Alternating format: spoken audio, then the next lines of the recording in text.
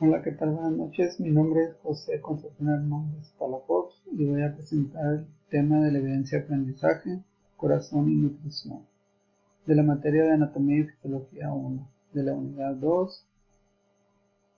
El docente es Alejandro Ariel García Arriaga.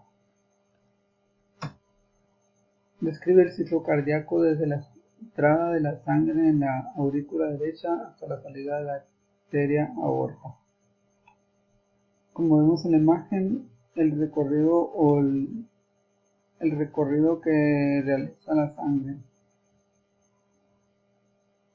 La sangre desoxigenada proviene de los tejidos corporales, ingresa en la aurícula derecha, fluye a través de las válvulas auriculoventriculares hacia el ventrículo derecho.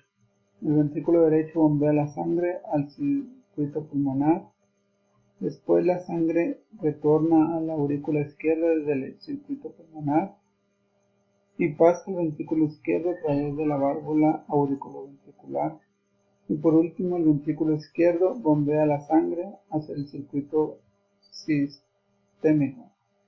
Este sería el ciclo cardíaco. ¿Cuántos tipos de circuitos se conocen y cómo se le llama? Existen dos tipos, sería el mayor y el menor. Mayor o sistémica es el recorrido que hace la sangre desde el ventrículo izquierdo hasta la aurícula derecha. Menor o pulmonar es el recorrido de la sangre hasta llegar a la aurícula izquierda, como se puede apreciar en cada una de las imágenes.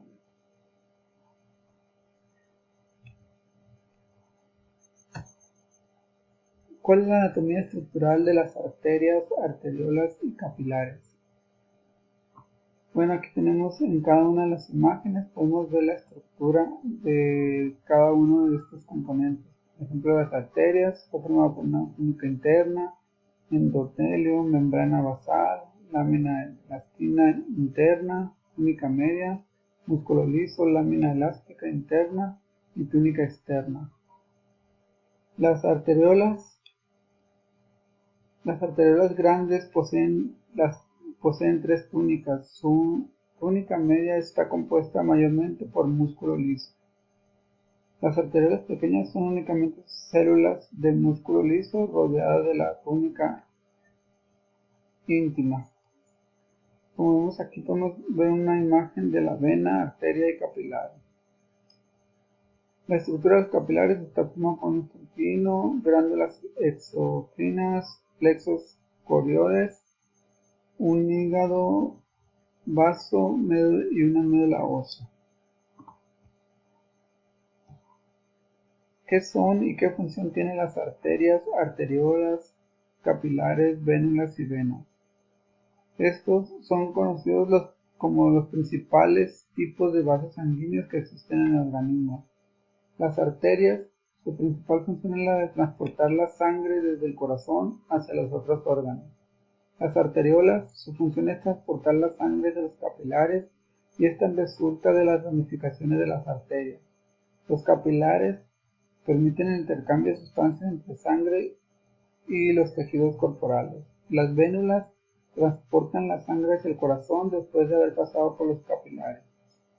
Y por último, las venas, su función es transportar la sangre desde el tejido hacia el corazón. Estas son el resultado de la unión de las vénulas.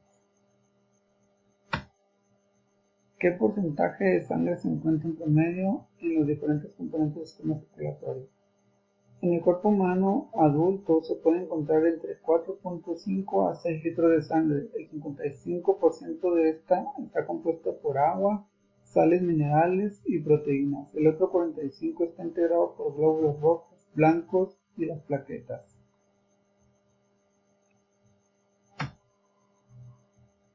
¿Cuáles son las distintas presiones en los diferentes componentes del sistema circulatorio? En este podemos encontrar la presión sistólica, corresponde al valor máximo de la presión, que es cuando el corazón se contrae. Y la otra es la presión diastólica, es el valor mínimo entre los latidos del corazón. Como lo podemos ver en la imagen, cómo se puede reflejar lo que es la presión. Enuncia la teoría básica del sistema circulatorio en sus tres principios y explícalos. A grandes rasgos, el sistema circulatorio está integrado por tres partes fundamentales o principales para el funcionamiento, que son el corazón, la sangre y los vasos sanguíneos. Su función en sí la función del sistema circulatorio es el transporte de materiales destinados para suplir de manera metabólica y homeostática. En este caso es los nutrientes e iones. La otra es el material de desecho, que es expulsar o sacar el CO2 que el cuerpo genera. La comunicación vía hormonas, sistema endocrínico, la regulación de la temperatura corporal, vía de transporte para el sistema inmune, vía para el control del pH y órganos derivados para la reproducción.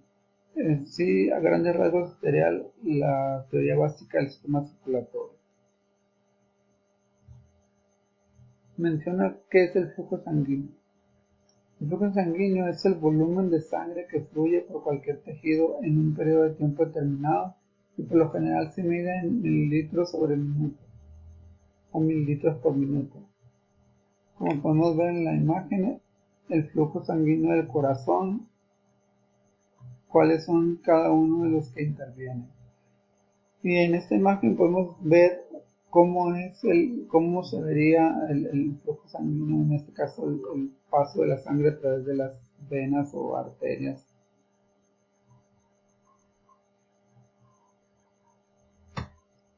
¿Qué es el flujo sanguíneo laminar?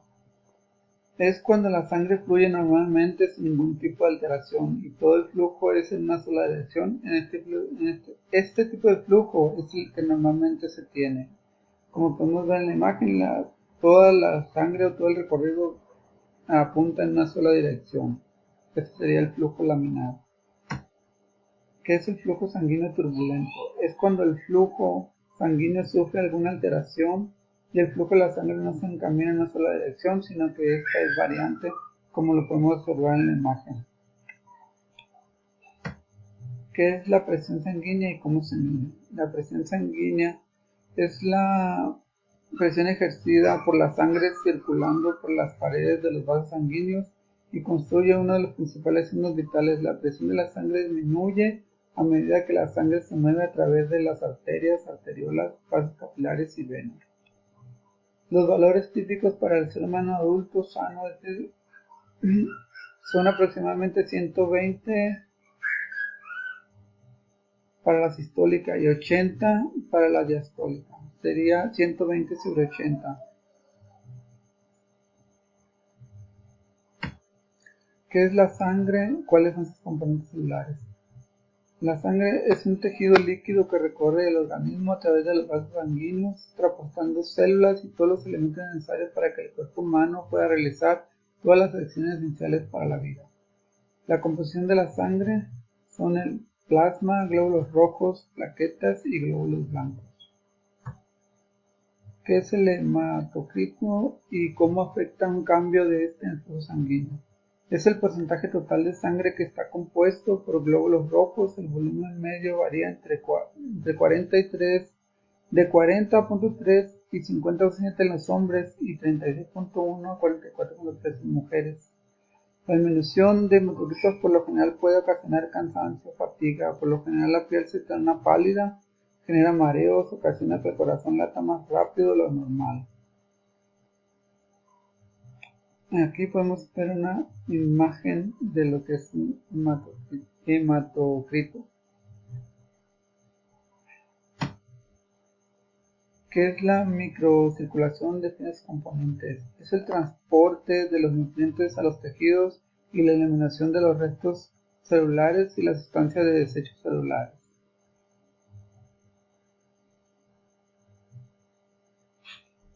En la imagen podemos ver cada uno de sus componentes de lo que es la microcirculación. La arteria capilar, el capilar linfático, la arteriola, líquido tisular, capilar venoso, vénula, célula tisular y espacio tisular y vaso linfático. ¿Qué es el líquido intersticial? Es el líquido contenido en el espacio que se encuentra entre las células. Una sexta parte de los tejidos corporales corresponden al intersticio. Como lo podemos ver en la imagen, el líquido intersticial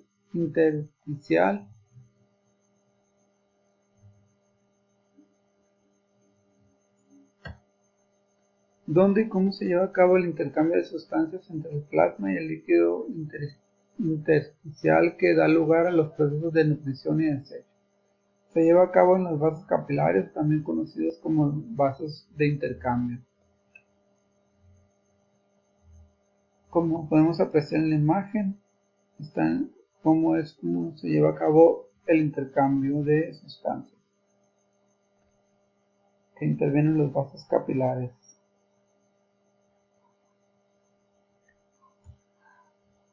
¿Qué factores promueven ese intercambio? Uno de los factores es la presión sanguínea. A medida que la sangre se mueve, es lo que ocasiona el intercambio de sustancias entre el plasma y el espacio intersticial. Otro factor son los gases como el oxígeno y el dióxido de carbono, los iones, las hormonas y las sustancias de bajo peso molecular.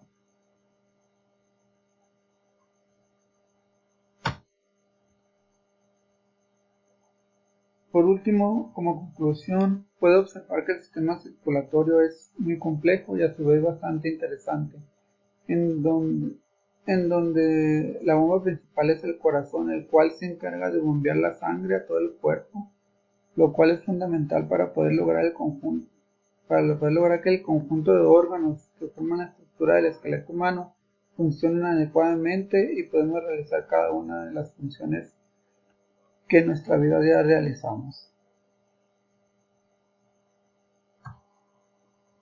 Bueno, esto sería todo. Muchas gracias.